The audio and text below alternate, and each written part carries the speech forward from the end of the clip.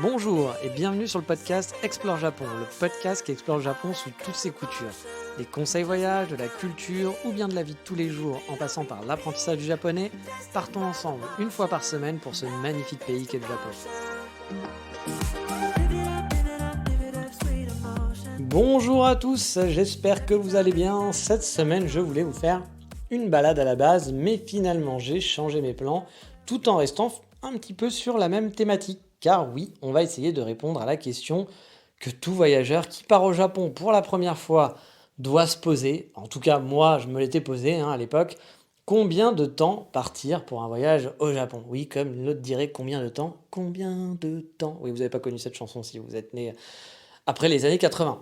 Mais avant tout, voyageons rapidement vers le sommaire de l'émission. Et on va en vrac suivre des stories sur Okinawa, parce qu'Okinawa c'est un peu bizarre, donc Okinawa. Boire du café sur un parking le week-end et s'envoler pour l'espace où personne ne vous entendra slurper votre café.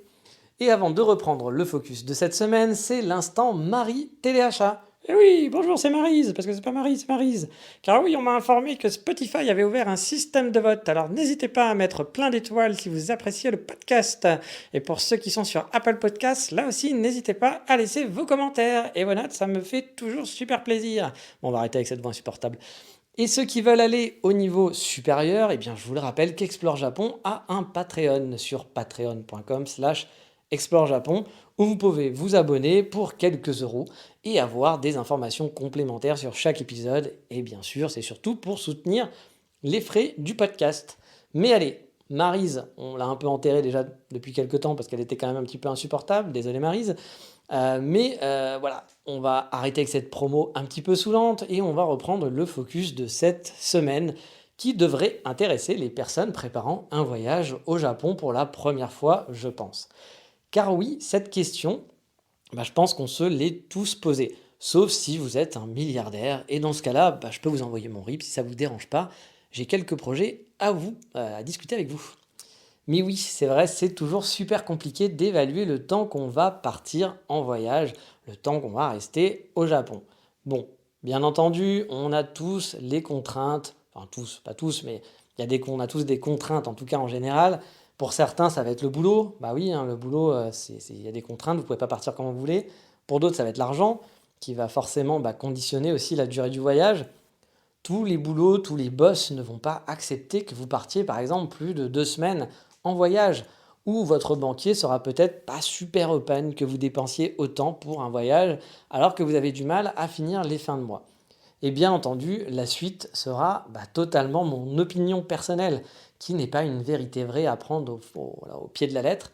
On est tous différents, je vous le répète à chaque fois ça, on a tous des façons de voyager différentes et des contraintes qui vont être différentes, donc prenez vraiment ce que je vais dire avec des pincettes. C'est pour vous donner une idée et des pistes de réflexion tout simplement. Bon, on va commencer avec la base, la fameuse semaine de vacances. Oui, on va partir une semaine en vacances. Moi, perso, je trouve qu'une semaine au Japon, c'est un petit peu court, vraiment. Bien entendu, vous pouvez le faire. Moi, je connais des gens qui sont partis au Japon 3 jours seulement, ouais, et qui étaient contents comme ça.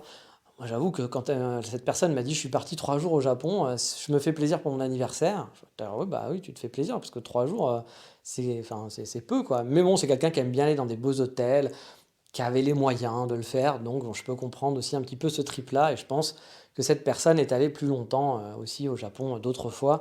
Donc, mais là, j'avoue, j'avais été surpris des 3 jours au Japon. Enfin, c'était 3 jours à Tokyo, parce que c'est pas 3 jours de Japon, vous vous en doutez. Et je connais des gens qui sont comme ça et qui partent pour quelques jours et ça leur suffit et qui sont contents. Mais une semaine pour aller à l'autre bout du monde, moi, ça me paraît quand même un petit peu court. Surtout si vous êtes assujetti, on dit oui, assujetti, au jet lag, je n'étais pas sûr, assujetti au jet lag, oui, c'est ça.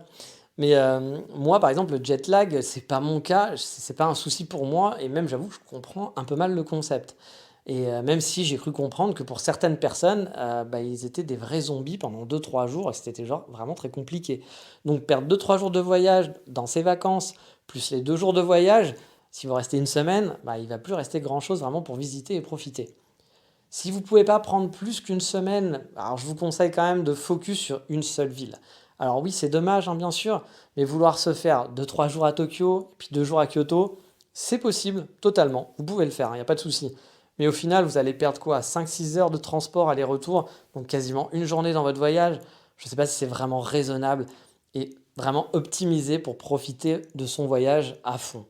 Moi, en tout cas, si je pouvais rester qu'une semaine en vacances, même si ça serait vraiment un crève-cœur, hein, je ferais que Tokyo ou alors je ferais que Kyoto. Avec le Kansai, au pire, vous allez à Kyoto et vous pouvez vous faire une petite journée sur Osaka ou faire une petite journée à Nara si vous préférez. Vous pouvez faire par exemple 3 jours Kyoto, un jour Osaka, un jour Nara, un jour Kobe, puis après voilà, vous rentrez, vous avez fait vos 6 jours, le septième jour, il faut prendre l'avion. Alors, vous pouvez très bien prendre un vol qui vous fera arriver à Osaka, hein. C'est pour ça que je dis on peut aller faire juste le Kansai et rentrer, bah voilà, vous restez une semaine dans le Kansai, comme je vous l'ai dit, à faire son petit planning comme ça, ou vous restez qu'à Kyoto pendant une semaine si le reste ça vous intéresse pas. Bref, il y a moyen en une semaine de faire quelques trucs, hein. Mais dans ce cas-là, je vous conseille vraiment de faire une base arrière, prendre un hôtel ou un appartement, par exemple sur Osaka, qui va être central dans le Kansai. Alors oui, vous ne serez pas à Kyoto, etc. Mais si vous voulez bouger dans le Kansai, restez à Osaka, près de la gare. Ne rajoutez pas du temps de trajet, comme ça vous aurez vraiment le temps de profiter. Vous pourrez aller à Kobe, vous prenez une semaine de JR Pass, vous prendrez un TGV, enfin un TGV, un Shinkansen, pardon, pour aller à Kobe. Ça, en 10 minutes, on y est. Si vous êtes à 20 minutes ou 10 minutes à pied de la gare, bah voilà, en 20 minutes, vous êtes à Kobe. Kyoto, vous y serez pareil, super rapidement, en 5-10 minutes en prenant un Shinkansen. Donc, c'est pas très compliqué et ça se fait. Donc, vous pouvez faire une semaine comme ça en restant à Osaka ou une semaine en restant à Tokyo, puis juste bouger dans Tokyo, parce que Tokyo, il y a tellement de choses à faire que vous inquiétez pas, hein, vous n'allez pas vous ennuyer une semaine à Tokyo, hein, clairement. Bon, en tout cas, vous l'avez compris, je ne conseillerais vraiment pas de partir qu'une semaine. Si vous pouvez partir au moins 2 semaines, bah voilà, si c'est une question de budget, etc., attendez, faites un peu plus d'économies et partez les 2 semaines. Parce qu'une semaine, vous risquez d'être frustré et vous n'allez pas voir grand-chose. Vous allez pouvoir profiter un peu quand même, hein, bien sûr. Mais pour moi, il faut focus qu'une seule ville dans ce cas-là. Et donc vous allez aller à Tokyo, vous verrez pas Kyoto et Osaka qui sont différentes. Ou alors vous irez dans le Kansai et du coup vous allez manquer Tokyo, ce qui est dommage. Moi j'ai un pote qui est venu me voir quand j'habitais au Japon. Il est venu pendant un mois, je crois, ou 3 semaines. Donc lui, il était resté longtemps. Mais il n'a pas voulu aller sur Tokyo. Il a voulu rester avec moi, en fait, dans le Kansai. Moi, j'étais pas en mode balade, hein. J'avais mes études, donc je pouvais bouger que les week-ends. Donc les week-ends, on bougeait ensemble.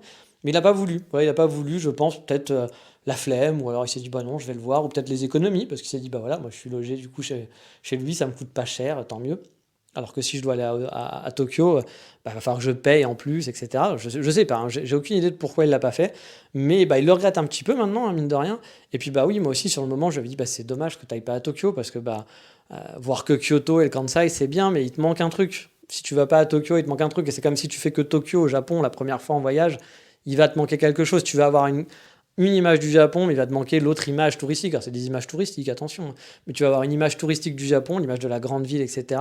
Mais tu n'auras pas l'image côté temple, etc. de Kyoto. Les deux sont quand même très complémentaires. Alors, vous pouvez me dire, oui, mais si je suis à Kyoto, il y a Osaka avec la ville. Oui, mais la ville d'Osaka et la ville de Tokyo, ça n'a strictement rien à voir. Il faut être honnête. Je sais qu'il y a des gens qui adorent Osaka, mais entre Osaka et Tokyo, on n'est pas du tout dans le même esprit ou dans le même gigantisme que la ville de Tokyo. Pour moi, voilà, les deux spots à faire. Osaka, c'est une ville super, très cool. Mais pour moi, si on doit faire vraiment, on doit choisir que deux destinations au Japon et qu'on n'y est jamais allé, bien sûr, on va à Tokyo et on va à Kyoto. Voilà, c'est normal. Après, il y a plein d'autres endroits, bien sûr, qui sont super cool à visiter. Mais pour moi, c'est les deux spots. Et faire 2 jours à Tokyo, 3 jours à Kyoto ou inverse, et faire un jour de Shinkansen aller-retour, 2 et 3 jours, vous n'allez pas faire grand-chose. Enfin, vraiment, je pense que vous allez le regretter. Surtout 2 jours dans une ville de 40 millions d'habitants. Vous vous rendez bien compte que c'est un peu ridicule, que vous n'aurez pas le temps de voir grand-chose. Vous allez faire Shibuya une journée et Shinjuku, même si vous faites des grosses journées, puis vous allez faire une journée, je sais pas moi, à Akihabara ou un truc comme ça, mais vous allez avoir loupé les 3 quarts de Tokyo. Donc, c'est faisable, hein, bien sûr, mais moi dans ces cas-là, je vous conseille rester une semaine sur place dans une ville et ne bougez pas. Sauf si vous êtes dans le Kansai. Dans le Kansai, vous pouvez rester une semaine sur Osaka, prendre votre logement et faire 2-3 jours à Kyoto, faire un jour à Nara, faire une journée à Osaka. Encore une fois, ça sera très rapide, mais ça se fait et ça peut se faire. Voilà. Donc ça reste totalement jouable. Mais voilà, vous l'avez compris, hein, je ne conseillerais pas de partir une semaine, encore une fois. Essayez d'économiser si c'est un problème de budget pour partir peut-être l'année d'après 2 semaines. Si c'est un problème de travail, parce que de toute façon vous ne pouvez pas, allez-y, hein, soyez fous, profitez quand même de vos vacances au Japon. Donc après la semaine, l'autre option qui doit être la plus souvent utilisée, je pense, c'est partir 2 semaines, hein, 2 semaines de vacances au Japon.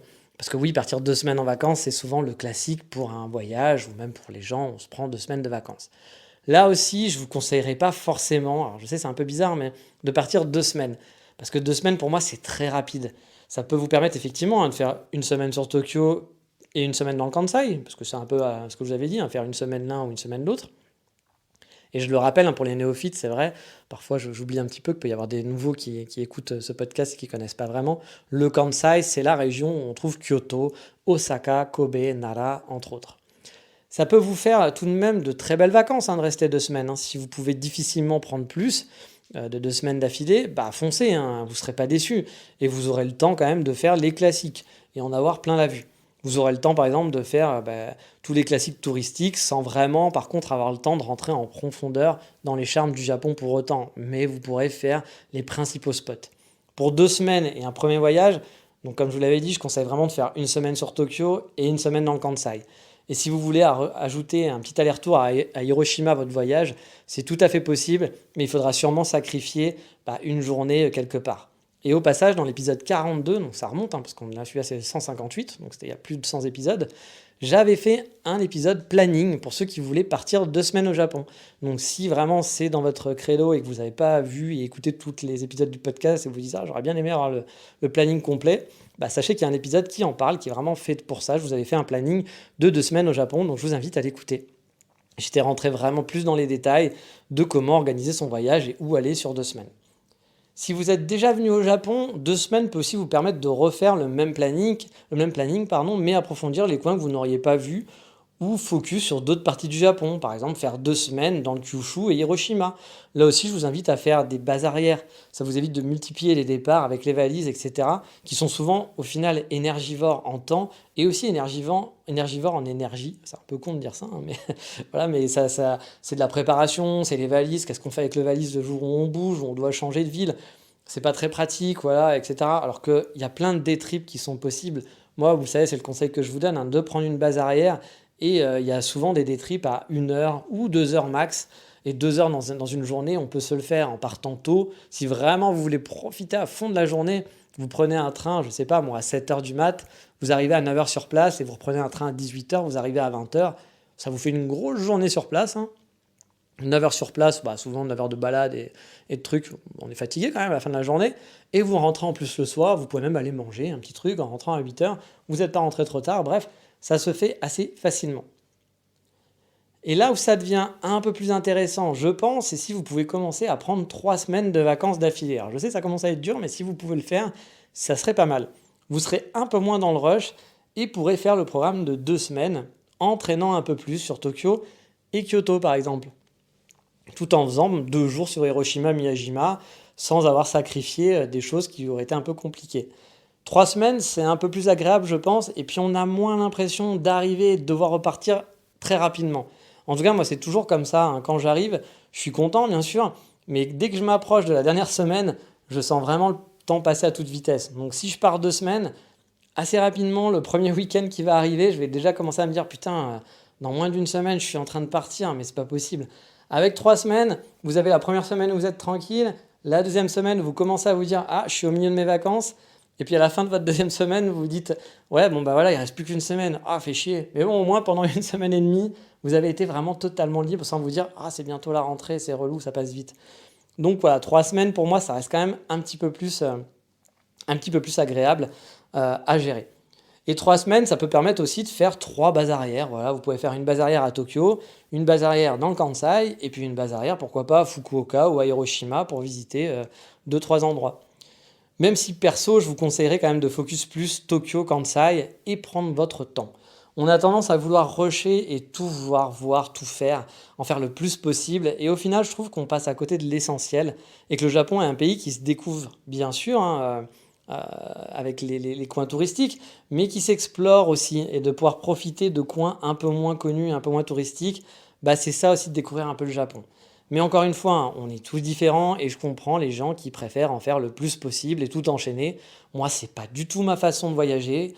J'aime pas passer, par exemple, un après-midi quelque part, juste un après-midi, et puis partir dans la foulée. Je suis souvent très frustré quand je fais ça, et c'est rarement mes meilleurs moments de voyage. Je l'ai fait hein, quelques fois au Japon même, comme par exemple, j'avais fait une journée, en une journée j'avais enchaîné Onomichi et Kurashiki. Et j'avais au final pas mal regretté d'être resté qu'une demi-journée à Onomichi, même si j'avais passé un moment merveilleux et des très bons souvenirs, hein. J'étais très frustré au final, pardon, de ne pas rester plus longtemps. Et j'avais, du coup, les autres voyages, j'étais retourné une nouvelle fois et je me suis même retourné plusieurs jours à Onomichi parce que j'avais vraiment adoré. Mais pour moi, le must du must, hein, si vous pouvez rester, si vous pouvez le faire, c'est rester un mois, un bon mois. Mais bon, là, je sais, ça va être très compliqué, hein, votre boss va faire la gueule. Mais si vous avez moyen de poser tous vos congés d'un coup, voilà, de faire tapis, hein, ça peut se faire. Moi, c'est ce que j'avais fait, par exemple, la première fois que j'étais parti au Japon. J'avais posé tous mes congés de l'année et j'étais parti, du coup, 5 semaines. Bah oui, vous avez 25 jours de congés, donc vous faites le calcul, 5 fois 5, 25, ça fait 5 semaines. Et du coup, avec les ponts, etc., j'avais même réussi à goupiller un chouïa plus que les 5 semaines. Voilà, j'avais réussi à allonger un petit peu, c'est pour ça que ça m'avait fait un petit peu plus d'un mois. Bon, mon boss n'avait pas trop le choix aussi, hein. Je pouvais jamais partir les vacances d'été, par exemple. En été, je pouvais jamais prendre de vacances. C'est-à-dire que du mois d'avril jusqu'à mi-septembre, je ne pouvais pas prendre de vacances. Donc c'était toujours galère pour moi pour poser des jours de vacances, etc. Donc voilà, le jour où je lui ai dit, bon là, pour une fois, je vais être relou, m'avait demandé de grosses vacances, mais en plus c'était dans une période qui ne tombait pas pendant cette période-là, parce que j'étais parti de mars à avril, donc voilà, ça allait, je rentrais pile pour mai, le moment où le gros rush arrivait, donc tout allait bien quoi. Enfin, j'étais parti oui, de mars à avril, c'est ça, j'étais parti mi-mars. Ouais, c'était à fin mars, j'étais parti vers le 20 mars et j'étais rentré vers le début avril, je crois. Début mai, je vais dire, pardon.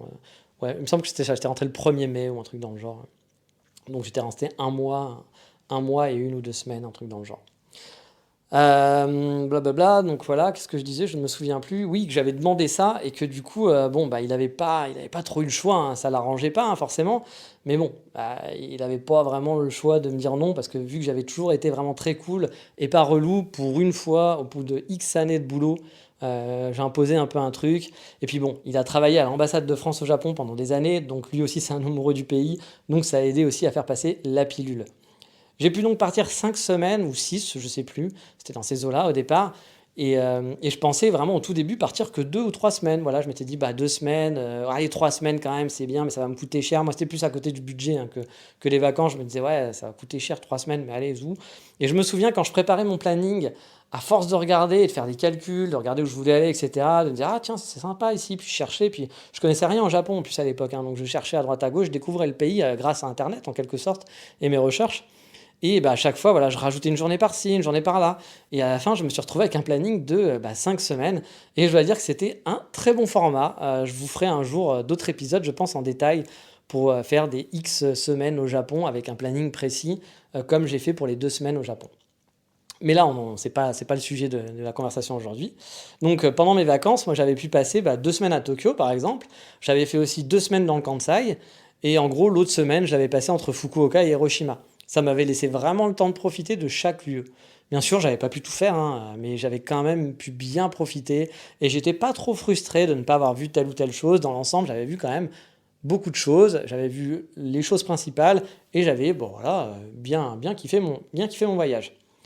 Mais je me doute que partir un mois, ça va être compliqué pour vous, hein. Mais bon, si vous en avez l'occasion et que vous pouvez rassembler toutes vos vacances, honnêtement, ça vaut le coup de se priver pendant un an de vacances, de les garder et les réserver pour faire un très gros voyage. Si votre boss est OK, honnêtement, faites-le vraiment, vous ne le regretterez pas, parce qu'il y a énormément de choses à voir au Japon et vous n'allez pas vous ennuyer. Mais on peut aller encore plus loin, bah oui, car peut-être que vous vous dites, OK, un mois c'est cool, mais plus on risque de se faire, si on reste plus longtemps, voilà, on va peut-être se faire chier à force. Parce que bon, un mois de vacances c'est bien, mais 2 mois, qu'est-ce que c'est? Enfin, ça va être long quoi. Eh bien, moi, lors de mon deuxième voyage, je l'ai fait. J'ai fait encore mieux, voilà, qu'un mois, j'ai fait 2 mois au Japon. C'était même encore un peu plus que ça, c'était un chouïa de plus que 2 mois au Japon. J'étais parti de début mars et j'étais revenu tout début mars, je crois le 3 mars, et j'étais revenu vers le 5 mai, un truc dans le genre. Bon, c'était vraiment 2 mois, voilà. Encore une fois, mon boss n'a pas trop eu le choix. Il était dans la merde à l'époque et j'avais sauvé les meubles. Et je vous passe les détails hein, de ce qui s'était passé. Mais du coup, bah voilà, il m'en devait une en quelque sorte. Et donc, quand on a négocié, parce que du coup, j'étais pas très content à cette époque. Voilà, j'avais été mis un peu de côté sur un truc et après on est venu me chercher genre en pleurs en disant il faut que tu nous aides. Ah, les gars, c'est gentil, mais vous m'aviez pas mis dans le projet au départ. C'est de votre faute, quoi. Qu'est-ce que je voulais que je vous dise? Et donc, bah voilà, j'ai eu le droit de négocier un petit peu. J'ai pu négocier une petite prime qui m'a payé ce voyage au passage. Et j'ai négocié de pouvoir partir 2 mois en vacances. Voilà. Alors, il a fait franchement la gueule, hein, je vais pas vous mentir, hein. Mais bon, il n'avait pas trop le choix. J'étais un peu le pompier de service et j'en ai joué. Et j'ai eu raison car j'ai pu me faire plaisir pendant mes 2 mois de vacances. Et pour ça, bah voilà, c'est facile, hein. J'ai pas pris de vacances tout simplement pendant un an. Donc toutes mes vacances de l'année d'avant, je les avais pas pris. Et j'ai pris en anticipé mes vacances de l'année que je devais avoir. Donc voilà, pouf, j'ai tout cumulé mes vacances sur 2 ans. Bon, je sais que pour certains, ne pas avoir de vacances sur une année complète, c'est genre horrible, c'est pas possible, hein, je vais pas pouvoir le faire, etc. Mais pour moi, voilà, ça se faisait, c'était quand même assez easy de pas prendre de vacances. Bah, il y a les week-ends, il y a les ponts. En France, on a quand même pas mal de jours fériés. Franchement, je pouvais gérer. Et j'ai franchement pas regretté ce choix du tout. J'ai fait un voyage génial en 2 mois. Là, j'ai vraiment eu l'impression de faire une coupure, même si au final, bah, là aussi, c'est passé très vite, hein. Et j'ai eu cette sensation de passer vite. C'est-à-dire qu'à la fin du premier mois, j'étais, ce que je vous expliquais tout à l'heure, en me disant, oh, il reste plus qu'un mois, j'ai déjà fait la moitié. Ça me paraît énorme de dire ça comme ça, mais c'est passé tellement vite et j'étais déjà très déçu de me dire, putain, mais il me reste plus qu'un mois. Mais bon, voilà, j'ai quand même bien kiffé. Pour vous expliquer, j'ai pu rester 2 semaines sur Tokyo, là aussi. J'avais fait 10 jours sur le Kansai. J'avais fait une bonne semaine complète sur Fukuoka. J'avais fait aussi une semaine à Fukuyama pour visiter Hiroshima, Onomichi, l'île aux lapins, etc. et les alentours. Et j'avais fait 10 jours sur Nagoya. Bon, après, oui, j'avais fait aussi Kanazawa quelques jours dans le nord. J'avais fait d'autres lieux. Voilà, j'oublie quelques lieux.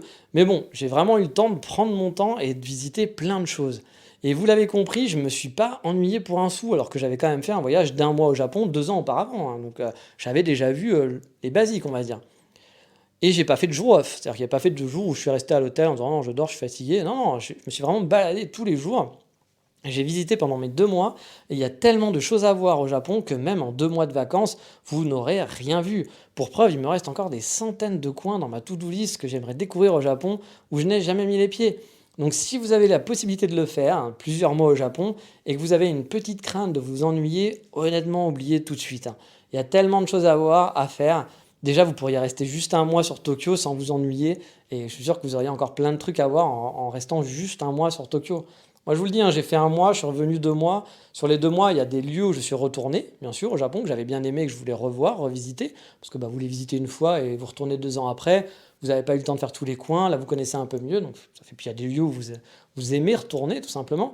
Mais j'avais fait plein de choses nouvelles. Et ben, voilà, 3 mois de vacances, j'ai l'impression d'avoir visité juste une petite partie du Japon. Mais bon, je me doute que partir de moi ne sera pas possible pour la plupart d'entre vous et il ne faut pas que ça soit un frein non plus. Si vous partez qu'une semaine, vous aurez déjà pu vous faire plaisir. Voilà, on fait chacun avec nos possibilités et nos moyens, bien entendu. Bien sûr, vous ne pourrez pas tout voir, tout faire et ça va passer très vite. Mais vous aurez déjà de super souvenirs et sûrement l'envie de revenir pour en voir plus. Le seul conseil que je vous donnerais vraiment, c'est de ne pas vouloir rusher. Je sais que je suis chiant avec ça, mais je vois souvent des gens le faire et je me dis c'est un peu dommage. Et c'est souvent, je vois des commentaires de gens qui rushent. Souvent, il y a des villes qui sont rushées au Japon. Osaka est rushée, Hiroshima est rushée. Et souvent, les gens vont vous dire ah, Hiroshima, Miyajima, c'est joli, mais Hiroshima, il n'y a rien à faire. Non, les gars, il n'y a pas rien à faire. C'est juste que vous l'avez rushé et que vous n'êtes pas allé chercher, vous n'avez pas profité de la ville. Et que bah forcément, oui, quand on fait juste la rue commerçante pour traverser et se dire ouais, bah, c'est une rue commerçante, ouais, il n'y a pas grand-chose, surtout quand on a vu autre chose, bah oui, en restant 1 heure, 2 heures, 3 heures sur place, bah, on n'a pas le temps vraiment d'aller voir les charmes de la ville. Osaka, c'est souvent le retour que j'ai aussi, hein, des gens qui n'ont pas aimé Osaka, qui vont dire ah ouais, mais Osaka, il n'y a rien, ouais, il y a une grande rue commerçante, il y a du monde, et puis c'est tout, puis ouais, ok, il y a un panneau rigolo, et puis ça s'arrête là. Ouais, mais Osaka, c'est pareil, il faut prendre le temps, il faut aller farfouiller, visiter. Je suis d'accord, moi par exemple, je fais partie des gens qui aiment moins Osaka que Tokyo, que Kyoto, que Fukuoka, hein, par exemple, hein. C'est pas ma ville préférée, clairement. Mais quand même, si on prend son temps, Osaka peut être une ville superbe pour une visite pendant une journée, 2 journées, 3 journées. Si vous faites qu'un après-midi sur Osaka, bah oui, vous allez forcément pas trouver la ville super chouette. Il y a des chances. Après, ça veut pas dire que vous n'allez pas la trouver en une après-midi super chouette, mais forcément, vous risquez peut-être d'être un petit peu déçu. Bref, vous l'avez compris, mon conseil, c'est de ne pas rusher. Ne faites pas comme les touristes japonais et asiatiques qui viennent en Europe et qui sont contents voilà, de mettre sur leur profil de réseaux sociaux ou Tinder, hein, qu'ils ont visité 234 pays avec tous les drapeaux alignés. Oui, rester une journée à Rome, une journée à Paris, une journée à Berlin, oui, ça fait joli pour les chiffres, hein, mais en comptant les temps de trajet dans ces journées, bah, vous allez quoi? Vous allez avoir un aperçu, une genre de carte postale des villes. Limite, j'aurais envie de vous dire, regardez une vidéo YouTube de chaque ville. Ça sera presque pareil, je pense. Vous n'allez pas vivre la ville, vous n'allez pas profiter. Bien sûr, c'est que mon avis, hein, mais je trouve toujours dommage de rusher une visite juste pour faire la photo qu'il faut et partir. Oui, peut-être vous aurez l'occasion d'aller qu'une fois dans votre vie au Japon et vous ne pourrez pas visiter Hiroshima. Oui, c'est possible. Mais je pense que c'est mieux de profiter vraiment d'un endroit plutôt que d'essayer d'en faire 10, 20, 30 voilà, dans son voyage d'une semaine et dire ah bah t'as vu, je suis allé là-bas, je suis allé là-bas, sans finalement avoir vraiment profité au final. C'est un peu dommage. Mais bien sûr, hein, c'est qu'un conseil, vous pouvez bien entendu en faire ce que vous voulez et le jeter à la poubelle si vous n'êtes pas d'accord. Mais voilà, on en a fini avec ce focus. Comme je vous l'ai dit un jour, je vous ferai d'autres épisodes du genre un mois au Japon de planning, 2 mois, 3 semaines, voilà, il y en a plein, on peut faire ça, 3 semaines et demie, 14 jours, un quart, non, n'importe quoi, mais vous l'avez compris, j'essaierai de faire des petits épisodes planning. J'avais fait celui de 2 semaines au Japon, mais franchement, ça prend du temps à préparer, car bah, c'est limite faire le travail d'une agence de voyage, hein, c'est vous préparer un voyage en quelque sorte. Donc vous comprenez que ce genre d'épisode, je ne peux pas les sortir aussi vite et en faire souvent, mais j'essaierai, parce que le podcast est une passion, c'est pas un travail, hein, je ne gagne pas d'argent avec. Donc j'essaierai d'en faire au moins un cette année, peut-être, si j'ai le temps. Si à un moment donné j'ai du temps libre, bah, peut-être que je ferai ça pour aider les voyageurs, surtout si le tourisme reprend au Japon, bah, je pense que ça pourra aider d'avoir l'épisode de partir 3 semaines ou de partir un mois au Japon. Mais sur ce, il est temps justement de partir pour Okinawa dans l'Insta de la semaine.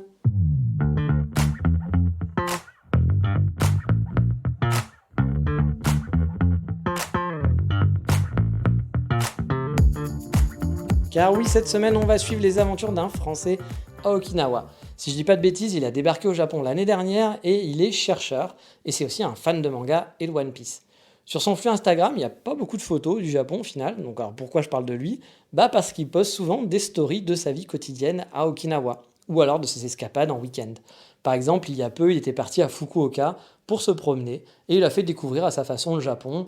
Il donne son avis, etc. Il va vous expliquer comment ça marche les onsen, machin, pour ses amis. Hein. C'est pas pour, il n'est pas youtubeur ou quoi que ce soit. Je pense que c'est pour ses amis qui connaissent moins le Japon. Et voilà, bah, il fait ses petites stories. Et c'est toujours sympa de suivre les aventures de personnes bah, qui n'ont rien à vous vendre, contrairement à des youtubeurs ou des instagrammeurs qui vont faire un contenu pour vendre du rêve. Non, lui, il partage juste son quotidien et c'est ce que je trouve sympa sur son profil. Donc si vous êtes curieux de la vie sur Okinawa, je vous invite à regarder ses stories régulièrement, car autant il poste pas souvent de photos, autant côté story, il est actif. Son compte, c'est htf.m, je crois, si je vous dis pas de bêtises. Oui, c'est ça, htf.m. Mais de toute façon, comme d'habitude, vous aurez le lien sur le Patreon et en description de l'émission. Et maintenant, il est grand temps de passer à la rubrique Voldemort.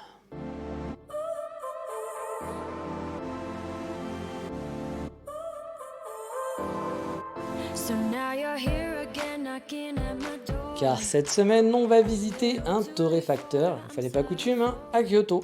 Là, aujourd'hui, on va s'adresser aux gens, aux puristes, hein, ceux qui aiment particulièrement le café, car sinon c'est du takeaway. Et c'est un peu le parcours du combattant, on va pas se mentir, pour le trouver, pour trouver ce coffee shop, malgré le fait qu'il soit en plein centre-ville de Kyoto. Et aujourd'hui, je vais vous parler donc d'un petit torréfacteur local qui est quand même mondialement connu pour les amoureux de café de spécialité. Il s'agit de Weekenders.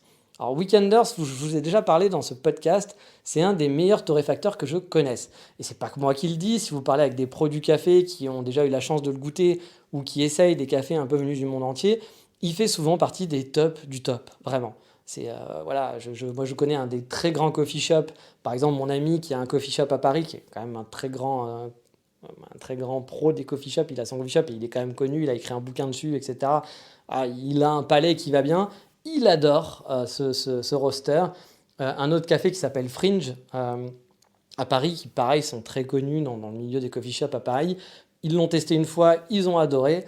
Je me souviens d'en avoir entendu parler avec... moi, la première fois que j'étais allé chez Fringe, j'y parlais avec un client, puis lui, il était en train de lui dire «Ah, tu sais, j'ai essayé un café au Japon, c'était extraordinaire, etc. » Et du coup, quand je les ai entendus parler, à la fin, je suis allé parler au barista, je ne connaissais pas, et je lui ai dit «Mais c'est quel café dont vous parliez? Parce que moi j'ai vécu au Japon, ça m'intéresse de savoir, etc. Il m'a dit, ah, c'est un petit coffee shop, un petit café à Kyoto, un petit torréfacteur, il s'appelle Weekender. Je fais, ah bah oui, je connais bien, effectivement, parce que j'habitais Kyoto, et effectivement, c'est un très bon torréfacteur. Et Weekenders, donc, ils sont de Kyoto, vous l'avez compris, ils sont en plein centre-ville de Kyoto, mais pour les trouver, c'est pas forcément chose aisée. La première fois que j'avais voulu y aller, bah, j'étais passé dans la rue, voilà, je marchais en me disant, bon voilà, c'est dans cette rue-là à peu près, j'avais regardé le Google Maps, j'avais repéré à peu près. Donc je marche, je marche, je marche. Et puis au bout d'un moment, je me dis, mais c'est pas possible, j'ai dû dépasser le coffee shop, parce que là, ça fait trop longtemps que je marche, il devait être à peine à 30 secondes, quoi. Alors je regarde Google Maps, et effectivement, j'avais dépassé le coffee shop. Bon, bah, j'ai pas dû faire attention. Je fais donc demi-tour, j'ouvre bien mes yeux cette fois-ci, je marche plus lentement, je scrute du côté où il devrait être de la rue, puis bah, rien, toujours rien. Je me dis que c'est pas possible, quoi, que je regarde, j'ai un truc qui va pas, donc je regarde la map.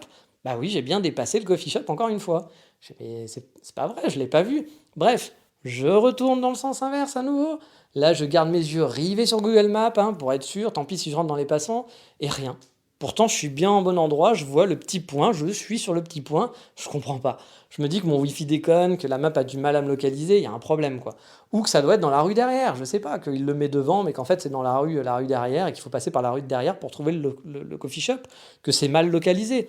Bref, je comprends vraiment pas, hein. Je regarde, voilà, à droite, à gauche, je vois rien du tout, voilà, je comprends pas. En face de moi, il y a un parking, un petit parking. Puis bah, il y a un magasin à gauche du parking, de l'entrée, un magasin à droite, mais c'est pas des coffee shops, ça ressemble pas du tout à des cafés.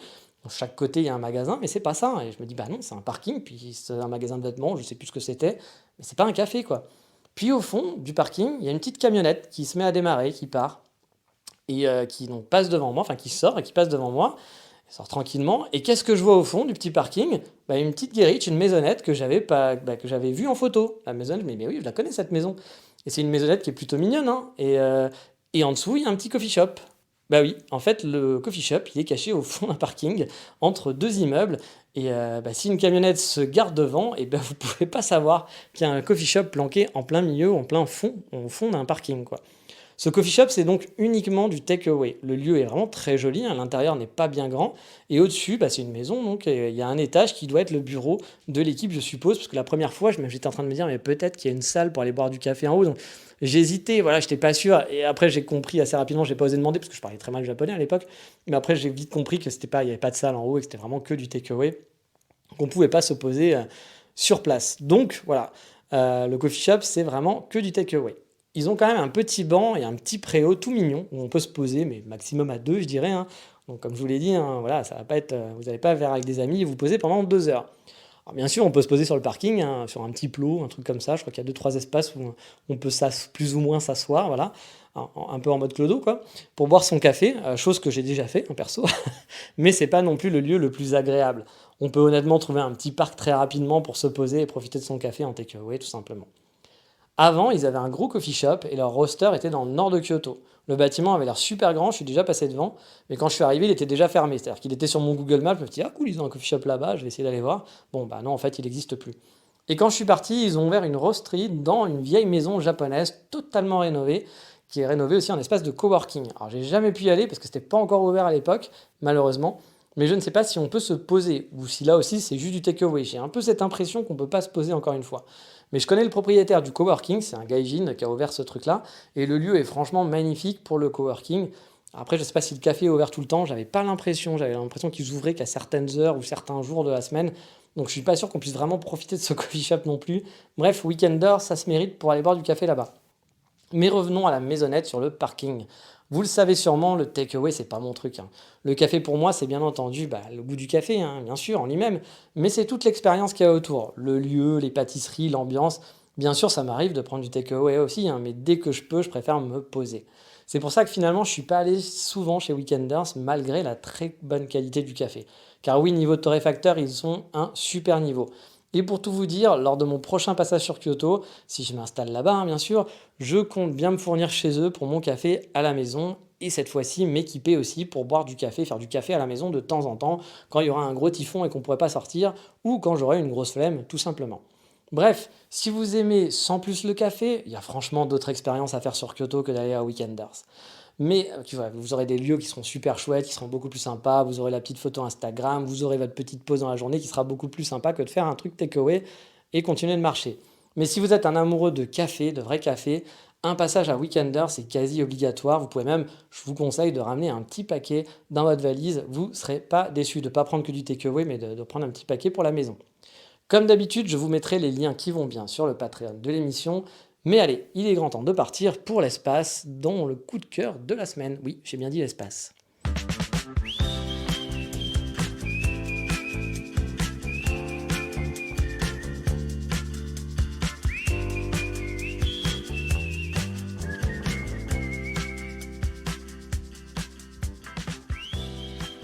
Car oui, mon coup de cœur cette semaine, c'est pour l'espace, dans l'espace. Ah, l'espace. L'infini, les prairies bleues du ciel découvert, comme un grand livre ouvert, et la terre, cette belle éphémère qui prend quand l'étoile passe sa vraie place dans l'espace infini. Oh oui, désolé pour cette pause musicale dégueulasse, mais quand on parle d'espace, ça me fait penser à cette chanson du dessin animé Il était une fois l'espace, qui par ailleurs est pour moi l'un des meilleurs génériques de dessin animé ever, même si c'est hyper kitsch. Je trouve déjà les paroles pour un dessin animé sont voilà, parce que d'habitude c'était Denver, le dernier dinosaure, c'est ton ami et bien plus encore. Bon voilà, ça vole pas très haut. Là c'était un peu plus recherché quand même. Et puis bah ouais, c'était la musique était jolie, c'était lyrique, etc. Pour les enfants, je trouvais on se foutait pas de la gueule des gamins dans cette musique de dessin animé. Et je kiffe toujours écouter cette chanson de ce générique de Il était une fois l'espace. Mais bref, on parle pas du tout de dessin animé dans mon coup de cœur cette semaine. Non, on va parler de séries télé. Vu que je voulais vous parler de Space Force, la série Netflix. J'avais vu la bande-annonce qui m'avait pas vraiment tenté à l'époque, soyons honnêtes, mais après m'être fait l'intégrale de The Office, je me suis dit que de continuer un peu avec Steve Carell, ça ferait peut-être pas de mal. Et j'ai plutôt bien fait, parce que Space Force n'a aucun rapport avec The Office, et n'arrive pas du tout à sa cheville, niveau comique, soyons honnêtes. Cependant, j'ai passé un très bon moment devant cette saison 1, qui est passée en plus assez vite. On est très loin voilà, de l'acteur complètement insupportable et idiot de The Office, mais qui fait son charme. Là, il joue un mec à peu près normal. Bien sûr, il y a de l'humour et des situations un petit peu tordues par rapport à la réalité, mais c'est pas totalement what the fuck. On n'est pas vraiment dans des personnages qui sont vraiment trop caricaturaux. J'ai oublié de dire qu'il y a quand même aussi le grand John Malkovich dedans. C'est quand même pas rien. Ça fait un sacré casting pour une série sans trop de prétention. Car oui, clairement, c'est pas la série de l'année. Mais moi, j'ai passé un beau moment, et en plus, la saison 2 arrive bientôt, donc j'ai envie de dire, tant mieux. Pour le pitch, on va faire très, très rapide, on va juste suivre une nouvelle unité, la Space Force, qui a pour mission de coloniser la Lune. C'est pas du tout de la SF pour un sou, Pour ceux qui n'aiment pas la SF, vous n'allez pas avoir des monstres dans l'espace, et puis des gens coincés dans un vaisseau spatial, et mon Dieu, c'est horrible, il leur arrive que des merdes. Non, c'est une série humoristique, ça se passe les 3/4 du temps sur Terre. C'est voilà, les gens qui sont en train de gérer cette Space Force. C'est un peu what the fuck, mais léger, pas tant que ça, très léger. Mais voilà, c'est une bonne série à regarder, c'est pas la série du siècle, mais si vous savez pas quoi regarder, jetez un œil. Moi j'ai été séduit assez rapidement par la série. Mais on en a fini pour aujourd'hui, le coup de cœur c'est fini, je ne chante plus non plus. Je vous dis donc à la semaine prochaine, sur Terre cette fois-ci, pour un nouvel épisode. Sur ce, je vous dis, comme d'habitude, à bientôt, matane, ciao, bye bye.50人腰掛ける椅子をたくさん集め寝ているのは一人か二人順番に待ち時間を利用する犬はベランダで目立とうとして水をこぼす誰かが笑って明後日のカレンダー間違い探しの旅に出る天球機から天気予報を順番に予想して占って部屋から出るのは一人私公共手段迷いなくかかりつけの医者にお願いすることもあるに答